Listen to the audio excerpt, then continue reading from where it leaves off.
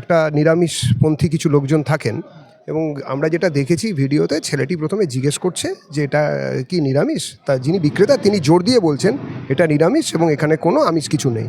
তারপরে যখন ভেঙে দেখা গেল ওটা আমিষ, তখন ছেলেটি বলল এটা বদলে দিতে। তখন যখন তাকে সেইটাতে বদলে দিতে অস্বীকার করলো এবং খুব বাজেভাবেই বলা হয়েছে, যেটা দেখে মনে হয়েছে কি হয়েছে, খেলে কি অসুবিধা আছে, তাতে ছেলেটি প্রতিবাদ করে এবং বিতণ্ডায় জড়ায়।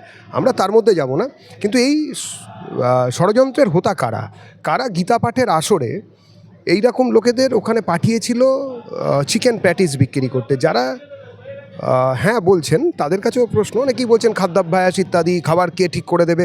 আমার কথা হচ্ছে কেউ খাবার ঠিক করতে পারেন না, কে কী খাবেন তার ব্যাপার, অবশ্যই ব্যাপার, কিন্তু একটি ধর্ম বিশেষ সম্প্রদায়ের যে আঘাত করার, তার শ্রদ্ধায় আঘাত করার যে অভিঘাত, সেটা তো পোয়াতেই হবে। ধরুন যে মঞ্চ থেকে একজন বলেছিলেন সনাতন ধর্ম গন্ধা ধর্ম, সেই মঞ্চের পাশে যদি কেউ মদ বিক্রি করেন কিংবা পর্ক চপ যদি বিক্রি করতেন, তাহলে সেখানে কি হতো? আপনি এই যে স্পেসটা দেখছেন, অনেক মুসলমান বন্ধু তারা নামাজ পড়বেন শুক্রবার।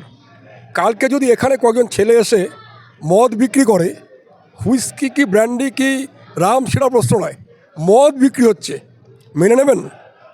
পুলিশ তাকে ধরবেন। আমি যদি মদ বিক্রি করতে আসি আমাকে ধরবেন। একটা মুসলমানদের একটা নামাজ পড়া হচ্ছে, সেই নামাজের মধ্যে কেন মদ বিক্রি করা হবে? পুলিশের ভূমিকাটা ছিল এখানটা হওয়া উচিত ছিল যে একজন পুলিশ অফিসার বা পুলিশ স্টেশন থেকে তার বিরুদ্ধে কেস করা উচিত ছিল যে ওখানে ওই মাংসের বিক্রি করতে গিয়েছিলেন।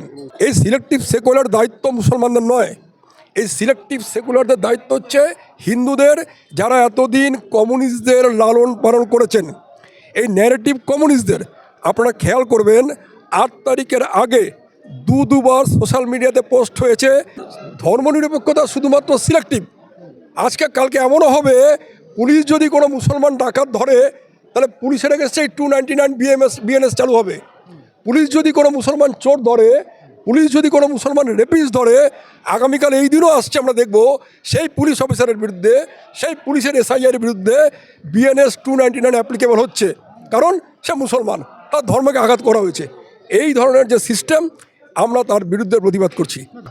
একই বৃন্তে দুইটি কুসুমের দায়ভার তো শুধু একটা দিকের কুসুম নেবে না, হিন্দুরা নেবে না, দুদিককেই নিতে হবে। আজকে যেমন ওই যেরকম যেটা মুসলিম সম্প্রদায় যেটা পছন্দ করেন না সেটা যদি হিন্দুরা করে, তাহলে সেটা যেরকম অন্যায়, হিন্দুদের এরকম একটা জায়গাতে দাঁড়িয়ে সেখানে এই ধরনের অনুভূতিতে আঘাত দেওয়ার যে প্রচেষ্টা, আমাদের মনে হয়েছে এটা একটা বড় ষড়যন্ত্র।